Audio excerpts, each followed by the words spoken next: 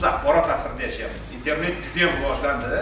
Shuning uchun ham bugun ijtimoiy tarmoqlar orqali yaxshilar bilan bir qatorda yomonlar borligini har doim oq ostimizda ushlab turishimiz kerak.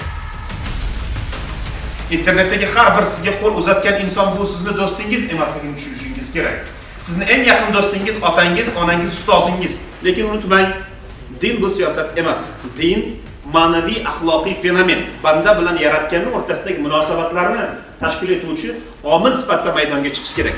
Qaysiki bir guruh, qaysiki bir jamoa, u islomda bo'ladimi, u xristianlikda bo'ladimi, u yahudiylikda bo'ladimi yoki boshqa dinlarda bo'ladimi, din nomidan chiqib siyosiy hokimiyatga intilayotgan bo'lsa, u dinning asl mohiyatidan uzoqlashgan holda dindan foydalanib o'zini maqsadga intilayotgan guruhlar hisoblanadi. Hamda 6 ta bola ushlandi. Sizning tengdoshlaringiz yuqorisi o'quvchilari.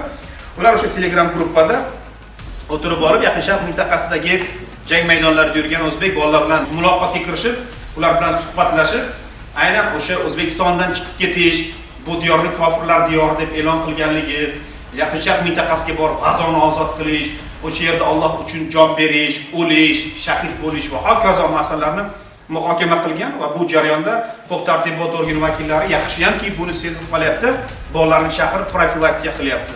Ularga tushuntiryapti, ukalar bunaqa emas. Aslida ular bilan gaplashsangiz elementar narsalarni bilishmaydi. Lekin juda ham keskinlashib ketgan fikrlari va hokazo.